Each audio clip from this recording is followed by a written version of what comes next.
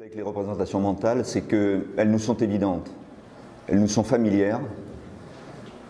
On n'imagine pas que ça puisse être autrement que ce que l'on est en train de voir. Et en plus, comme elles rendent service, elles permettent de faire face aux événements relativement facilement, elles nous sont familières, elles vont s'accrocher, on va s'accrocher à elles pour de toute façon avoir raison. Il y a des tortues jusqu'en bas. Et elles sont très très difficiles à attaquer.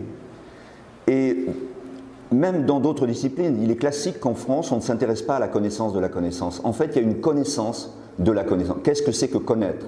Connaître, c'est filtrer les choses au titre des représentations qu'on a construites, dont, évidemment, à ce moment-là, la seule difficulté, la seule problématique importante, c'est de se dire, est-ce que ce que je pense est vrai?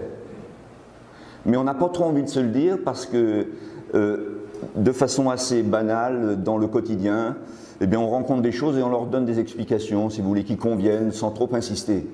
Mais cette réflexion, qu'on appelle une réflexion épistémologique, cette réflexion-là devra être menée dans le monde du sport, elle ne l'est pas du tout. Alors que c'est un problème absolument central. Car si vous partez avec une certaine représentation de l'apprentissage d'une discipline, vous allez prendre le chemin d'un entraînement particulier, d'un rapport entraîneur-entraîné particulier, d'un rapport au pouvoir particulier. Il va y avoir tout un tas de conséquences à la représentation que vous n'avez pas interrogée, mais que vous avez pourtant en vous.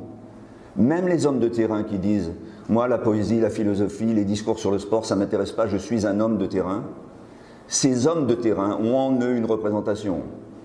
Et c'est grâce à... Ils ne la connaissent pas, mais c'est grâce à elle qu'ils agissent et qu'ils organisent les choses. Une formation de formateurs de qualité dans notre milieu est absolument indispensable parce que nous irons interroger la connaissance de la connaissance. Pour l'instant, on accumule des connaissances. Ce n'est pas du tout la même chose.